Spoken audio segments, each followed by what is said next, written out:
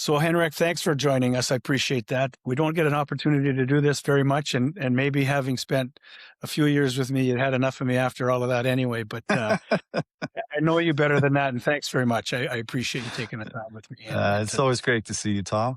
you're in Gothenburg, Sweden. I think that's where you're from. And with that being said, I know too that you started off pretty much interested in goaltending from the beginning. Why? Why? Yeah, that's the big question. Well, having a twin brother, someone had to be in net, and I don't know what it was about the position.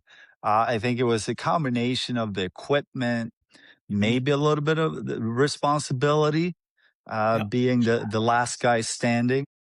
Yeah. But I think when I do think back, as a kid, you don't think about the pressure. You don't think about really what's asked of you in big moments. As a kid, when you start playing in goal, you think about making a great glove save and you're Hmm. thinking about the movements and the technique itself. That's kind of what inspired me as a kid. And then as I got older, you start to understand, wow, there's a lot to it with this position. And obviously the mental aspect of it is a massive part when it comes to goaltending and your ability to stay in the right place mentally and block everything and be focused. And I always say the difference between good and great as a goaltender is it's always between the ears. And I think as I got older, I started to learn that. I started to work on that. And over time, I think it was my biggest strength was my focus because I wasn't the biggest guy. I wasn't the fastest guy, but I felt like my focus was a lot of times in the right place to play the position. Did you have a sense of enjoyment around that tour as you went through your career? Did it become more of a job, more of a task, or did you just feel absolute joy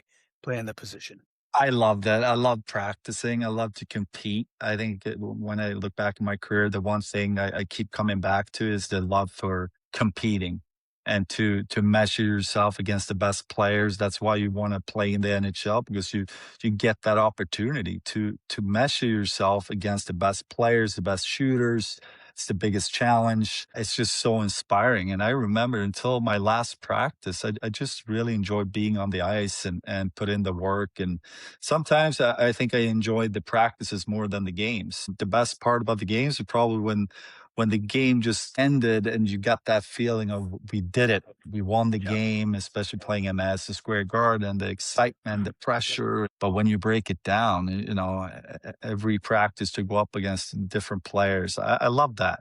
Yeah. And I've skated a few times since I retired, and I have to say, I still really enjoy it. I didn't think I would, but I do. I believe that. And it's interesting when you think back, this is about you, quite honestly, and the kind of the group dynamic that we had there, Henrik. What would you say about the evolution of the culture of, the teams that you played on, especially the Rangers? That's certainly your team. And what would you say about how the culture evolved, how the culture supported each other or not? Just how important was a strong culture? Yeah, it shifted depending on the players. You remember, the Mm-hmm. first couple of years, a lot of it was around Yager.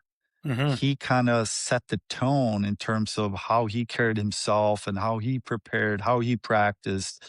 And as a young player, you look at that and it's like, wow, that's how one of the best do it. Yeah. So you try to follow that. I felt like we were a lot of young players on that team those first couple of years after the lockout in Hmm. '05. But to have a captain like Jaromir Jagr to set the tone in terms of how you practiced, how you prepared, how you approached the game, the love for the game, Hmm. that's contagious. And you want to carry that on. And obviously, over the years, the team changed, the different players, but we had a core or a lot of young players that come in around that time. And I think got a pretty good understanding of what it took to win games and how hard we had to work. I don't think we were the most talented team always, but we were a very hardworking team. That was the culture. I felt like the trust was there, and that was something we built over time as well. It was just a really fun feeling in that locker room for so many years because the expectations, yeah, we set them pretty high, but obviously we didn't reach the ultimate goal. But we had a lot of good years, and a lot of it came from a strong core and You talked about culture, and it's not Yeah. something it's easy to create in 1 year, especially if you have a lot of new players come in. But if the core has been there for a while and you establish certain things and the accountability is high, I think that's one of the most important things for a hockey team to have really good accountability. It doesn't matter if a star player or a fourth liner or a new player or a veteran, Hmm. you have that accountability. Obviously, it starts with how the coach talk to the team, but also how the players talk to each other and expect certain things from each other. And you look at all the great teams in the league when they had their windows, and you could just see that accountability was, think of Chicago, they had a few years, or extremely good Pittsburgh or Hmm. Hmm. Boston. You could see it. It's kind of traditional in a way too. If it's really on a solid foundation, that culture kind of takes on a life of its own. And even as a player, you kind of know what you're coming into, whether you've been drafted or traded or signed as a free agent. Oftentimes you kind of know where you're going and the culture, that program might have. For me, anyway, Henrik, I was honored to be coaching an original 16, and the Rangers at the apex of all of that in lots of ways. Does the leadership rove around the room? I thought you were, as much as you were a rookie, and even think back to your younger days where you kind of assume that role a little bit, whether there's somebody else that's, that marquee person or not. But I wonder if kind of that leadership and that culture, feeding the culture, kind of moves around the room a little bit and it's shared by different people and everyone ultimately. Yes, I think so. I mean, personally, coming from Sweden, I was nominated the best goalie 3 years in a row. I was playing for the national team, won 2 championships, and then you arrive in New York and you're a nobody and you're a Mhm. rookie. So you kind of have to take a step back. But Right. part of me at that point, I wanted to lead. I've had that role in Sweden for a couple of years and Yeah. being the starter for the national team. But again, you have to earn your stripes a little bit. You have to sit back a little bit and let the veterans lead. Hmm. But over time, yes, you have different players step up and take on more responsibility. And for me personally, after a few years, I just felt a lot more comfortable being one of the leaders. But Tom, I mean, as a goalie, it's a unique position because it's a very fine balance and how much you can say and what you can say and when you can say it. Hmm. And looking back, you know, I could probably have done better, especially early on in learning those moments. But sometimes you just have to learn from your process, I guess, those first Hmm. few years. Hmm. And over time, throughout my career, different players come in and take on some big roles, Hmm. and I was very competitive. So I love to see when guys came in and they took on that role. They understood what it meant to Yeah. have that role and the pressure that came with it. Yeah. Yeah. But I have a lot of respect for it because it's more than just playing the game. That there's something more to that energy that you carry and bring with you every day. Did you think that, as I think back in my mind's eye, you were very well prepared. You and Benoit were like a superior team in my mind. I thought that was the best combination I'd ever seen of a goaltending coach and a goaltender. And you both brought excellence to that partnership. And I'm wondering, did the culture there allow you to kind of be yourself and learn and do the job at the same time? Because again, I'm kind of coming back to that cultural thing. If it's a weak culture, if it's not a strong culture, if it's not a caring, trusting, honest culture, that becomes a little more difficult, I think, and I guess where I'm going is two things here. You've had great coaches. You've had two coaches that were coach of the year, outstanding coaches for sure, and a couple of cup guys. So I'm wondering, who sets the tone for that for you when you first come in? Is it the coaching staff, the general environment? You talked about Yarmer for sure, marquee guy, get that. Did you feel any pressure having to try to be more than what you were, or did you just feel, I'm in a good spot here. I'm going to come in and this is going to happen? No, I mean, I always felt pressure with the position itself, but I wanted that position. I think if you don't want it, you should probably not be a goalie because Yeah. in the end, you're going to have to deal with a lot of pressure, Yeah. big market. Yeah. But you talk about all the great coaches I played for, starting with you. I learned so much from all the coaches and different things. I always fed from the coaches, like the things you were saying, the coaches after you as a goalie. Yeah, I listened to a lot, not everything, Yeah. because my main coach is Benoit, the That's goalie right. coach. Absolutely. And you touched on Benny, we clicked right away. I had so much trust when it came to the position, and we adjusted a lot the first couple months in training Mhm. camp, my first training camp, to Yep. play a little tighter game. But that became more than just a coach for me. My relationship with Benny, my entire NHL career, 15 years, I worked with Benoit, and Yep. you talked about the game, the position, the technique, but you also talked about life. And I was just amazing to develop that over time. But that trust was there right away because, and you touched on it, his excellence for the work and the position and the preparation. Mm. There was a lot of things he did that I could really connect with in terms of being prepared, and the consistency of every day kind of looking the same. Yeah. Like my preparation looked the same throughout my entire career. I liked the fact that he had his routine, and when it came to certain things, he didn't change ever. Mhm. So I knew what to expect. He knew what to expect from me. And if I was a little off, he knew it right away. I think consistency in preparation, how you train, how you prepare everything, it goes such a long way. There's a lot of players that can reach highs, but to be there consistently, it comes to the work and preparation. And then he brought that in his work. Did you have a sort of a protocol yourself as a young goalie? As you started out, did you have the ability to kind of find your own process, find your own level of comfort in pursuing that position? A learning process all along, of course, but just curious about that. Yeah, I think growing up, you start to learn about yourself. You start to understand how you react to certain situations, and what I do might not work for someone else. So I think that's the biggest thing for any athlete, and especially in a position where there's a lot of pressure and the focus needs to be right. You need to know yourself and how you react and how you want to feel to perform the best and to find that sweet spot. When I know, okay, that's my sweet spot. That's how I want to feel. That's how I want to think and approach the game. Okay, how do I get to that point? And then Mhm. over time, I'm going to say around 16, 17, 18 years old, you start playing bigger games, international games, junior national team, and turn pro at 18. Suddenly, there's a lot more to playing the positions. That's where I really start to fine tune everything. And then it didn't really change for Yeah. 20 years, playing 5 years pro in Sweden and 15 in New York. Yeah. Pretty much the same approach and preparation, and pretty much the same playlist in the afternoon to listen to Yep. music and thinking about the game. And but Mhm. again, a lot of it started with me figuring out me as a person and what got me going, what pushed it too far, or as you know, my intensity. I think that was the balance a lot of times I had to work with, not Mhm. be too intense or not too loose. So that was my constant. And I don't think it got easier over time because every year you got more experience, but you also had more to carry. So you had to constantly work on yourself and figure out that sweet spot and how to get there.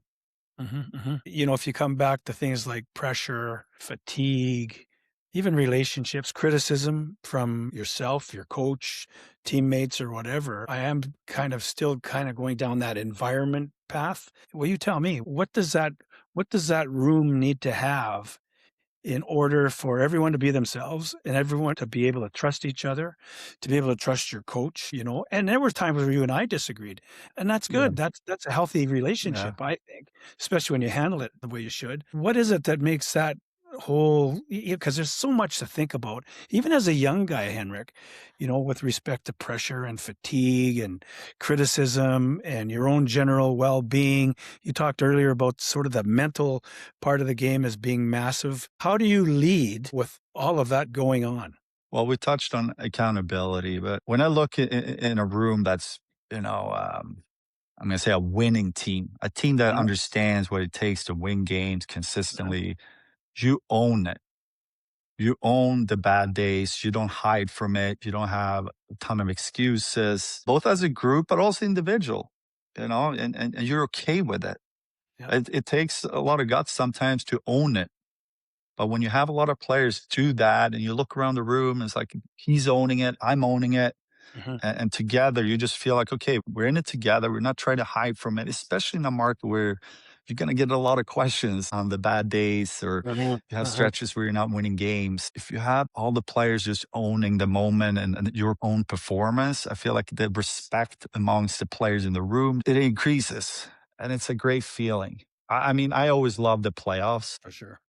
the big reason was I felt like we were a team. Yeah, you feel like a team during the regular season, but during the playoffs every year, you just felt it in the room. It's all about winning. It doesn't matter about contracts or points or playing time. No, it's just finding a way to win this game. And you just feel the group understood it. You could feel it in the room. And that's probably what I love the most about the playoffs, other than obviously the intensity and playing in the games. But that feeling of being a really tight team during the playoff times was just awesome. When you think again about, the dressing room, and that camaraderie, and obviously the singleness of purpose was winning. And I agree with you on the playoffs. There's just nothing like it. The most fun for sure, because it was the most intense, most required moment of a season for sure. What did you take away from your years of excellence and as a goaltender in the NHL that kind of provided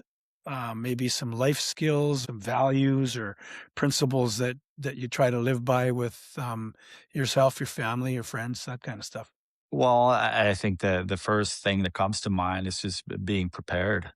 It Hmm. doesn't matter what I do now, working TV or showing up to an event or speaking engagement. It feels good to be prepared. That being said, I do like to wing it when when I'm speaking Sure. and doing certain things. But spending 20 plus years of always preparing for one moment for playing that game or every other day. Of course, there's a lot that I did that I bring with me in terms of the preparations. I might not think about stopping a puck, but that feeling walking into a room or into a situation and knowing what's going on and I've done my homework, that gives me confidence. Preparation gives me confidence.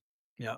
That Yeah. that's the biggest thing, and I felt that I lived it throughout my career. So that's definitely something I'm trying to bring with me. A lot of young players, like young people, across the board, confidence is a little bit, you're trying to grab it. You're always looking to be more confident and present yourself in a confident manner, be successful doing it, whatever that might be. What would you suggest to young people, whether it's in sport or not? How would you suggest to young people to look for those moments to gain confidence? Like, what would you say to them? What are you going to tell your kids? When it comes to that, whether they're in ballet or whether they're playing soccer or whatever. Yeah. And that's what sport's beautiful about it, because it can teach that. But what would you think about, a young player, young person and the building of confidence? How would you describe the ability to pursue that to them? Well, I think it's important to understand you can't rely on other people to build you up or to give you confidence. That's on you. Mhm. Yes, you need support. You need your teammates or parents or whoever to support you at times, but it's got to start with you. And what you tell yourself is so important. Sometimes we're really thinking about what we're telling our teammates or our friends, but when we talk to ourselves, we might be too hard and too critical, and it will break you down a little bit. So I think it's important to understand the power of what we tell ourselves. And sometimes you have to fake it, Mhm. and keep telling you certain things, especially when things go bad, to really focus on the things that make you successful. I think for me, after every bad game, the most important practice was that practice to rebuild my confidence and to have a strong practice and to work on the things that I know is going to help my game. Yeah. A lot of times I worked on the things that I already knew was good, but it gave me even more confidence to take 30 breakaways after practice and just get the foot Mhm. speed and the timing. So I leave the ice going into next game feeling good about myself. But that Yeah. was up to me. It was not up to you as a coach or my teammates. Yeah, you can do it. You're a great. No, find it through hard work and focus on the things that help you in the first place to be good and really focus in on those. And that always regain confidence. So it's important to understand the power of the words you use when you talk to yourself and build yourself up. It's a great comment. I hope nowadays, with what people have at the ready through their handheld device, that they remember to talk to themselves, and not let a surrogate device kind of tell them how good they are, how great they are, or how to do this and how to do that. You do have to live it and experience and feel Yeah. that, and that's a big concern for me as I move forward, even with my grandchildren. I worry a little bit about, technology stealing the feel, and the soul of what it is you do. And I always thought that you brought that, and I thought that the level of concentration that you had, your work habits, the level of intensity that you brought to games. When I talked to you earlier about being, a leader on the team and yes, Yarmer, et cetera, et cetera. I thought you displayed a tremendous amount of leadership in the way that you handled yourself, prepared yourself, and exuded that level of confidence. When you popped up off the bench, we better be on our toes because he's going and Yeah. we're following him. And that was important, Hank. That was really important to kind of give the feel to the room that you are ready. And Yeah. would you agree with that? Yeah, no, I do, and I'm happy. Thank you for saying that. I think 99% of what I did was for me to be in the right zone, but of course, part of me too want to make sure I gave that confidence to my team and my teammates, and they knew I was ready. But most of it was just for me to stay in my lane, right?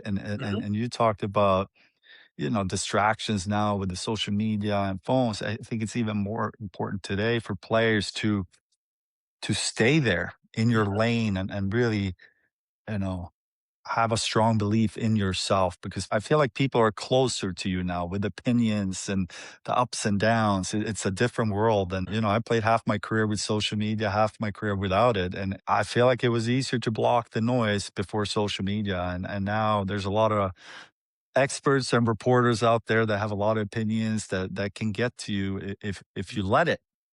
Yeah. So to have that strong belief in yourself is critical. And then in terms of my intensity and focus and yeah, maybe it was a surprise sometimes for players that we knew that they came to New York and they were kind of like, don't talk to Hank game day because he's so focused and he's so intense. But That is the after a rumor. couple of weeks, couple of games, they got used to it. For sure they did. They certainly knew that. And I think again, I come back a little bit to culture and that's a respect factor that your teammates had for you, and the moment. And you learned from each other for Yeah. sure. But the amount of respect in that room that I recall, and I think the enjoyment that players had coming to the rink was fantastic. It was a really fun place to get to.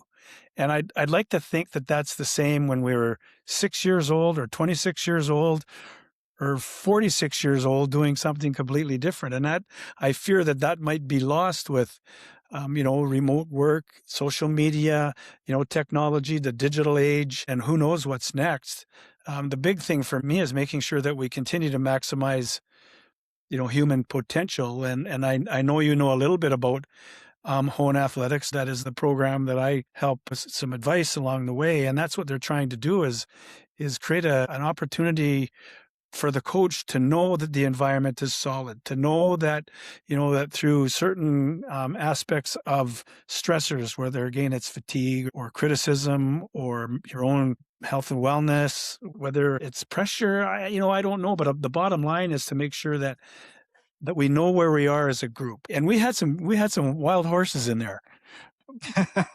But it was fun. It was fun, Henrik, and everybody trusted the moment and where they were and who they were with. And, if anyone had some personal issues or whatever, I think they knew they could go to a teammate and talk about that or to, anyone and kind of clear the air on certain things. I think that was important. And I fear for that now. I fear for the loss of that type of dynamic in a group setting, whether it's at the office, whether it's in a business department, corporate Canada, corporate Sweden, USA, whatever. I'm a little concerned about where that is. And I still believe sport can help us understand things better and understand the value of culture, which certainly has been a buzzword for a long, long time, but more so now than ever before, I think, because of how remote we are to everything and yet have so much at our fingertips. You said a couple times the word fun. Hmm. I think it's so important to keep the fun Hmm. in the game. And yeah, the first couple of years when you coached in New York, we had a lot of fun. It was a fun group, but we had fun in practice, fun traveling. I think it's so important to keep that and make it fun every day. Maybe not every day is going to be fun, but most days Hmm. keep the fun. And that was the one thing I kept coming back to when the pressure started building up. I started to feel overwhelmed. I remember standing on the ice, warm ups at the garden, and just the pressure building up. And I just kept telling myself, like, remember why you played this game. And it's Yeah. because it's fun. You enjoy it. And it's almost like you release all that stress and pressure and build up and you need to win that or do that. No. Like you play the game because it's fun. And the more fun you have, usually the better it goes. Like if you think of all the teams you coached and when you have fun together as a group, you become tighter as a group, you have more fun away from the Mhm. rink, you start winning more games. And that combination, when you work for each other, it's hard to find if you don't have fun. And if you start looking at a workplace, I think it's the same thing. Now I don't work in the locker room anymore, but I do a lot of different work and I appreciate so much being around great people. Laugh a Mhm. lot, have a lot of fun. Mhm. And that way, you're just willing to put in more work because you enjoy it. And a lot of it is because of the people and the attitude they bring and the attitude you bring to the table. So fun is key. 100%, isn't it? 100%, yeah. When does a coach become an impediment to that fun? And when does that coach help add to the component of enjoyment of being there? Yeah, that's a good question. Obviously, it's a balancing act. Great coaches, you can read off the team. There's certain things, we talked earlier about accountability. There's certain things you can't change or be soft on. You have to Mhm. be firm as a coach. But Mhm. there's definitely certain things you can read the moment, the players. I think that's why it's important for coaches to know their players. You can't push all the players the same way. If you Right. do, you're going to lose some along the way. So to know your players and to understand when you need to back off a little bit and make sure they keep their confidence. Some guys react very negatively if you push too hard. But if you know your players, you know your team, you know when to back off a little bit and then let them, again, have that fun and maybe skip a practice here or there. And it feels like a win for the team and the coach becomes a hero. And it's like, we're doing this together. Maybe it's not the best preparation always, but mentally, that might be a win. And that will help for the next preparation, the next build up. I guess it just builds trust too, doesn't it? You sort of trust people's judgment and their ability to, to make the right decision in the moment. It could be in the middle of a game and making that absolutely necessary decision to put someone out or take someone off or call the timeout or whatever. You start to trust the instincts of each other. Plus, you also trust, the game plan or whatever, and of course your teammates. I think that's a big deal. And I think, do you think that a coach that works off of intuition and sort of that gut feel has a better spontaneous reaction to the requirements of coaching or not? I think for a coach, it changes a lot depending on how the core looks like on a team. I never coach, so you tell me, but how much trust can you leave with the core group of the team and how big of effect do they have the rest of the group? And there's definitely moments when I think back my career, moments where the coach, he knew he could step away and let the team figure it out because he had that trust with the group. But that's obviously maybe harder if it's a young team, unexperienced, or you don't have enough strong leaders on that team. Then it becomes a different approach for a coach. Mhm, I mhm. would guess. Yeah, you're right. What's your take on that?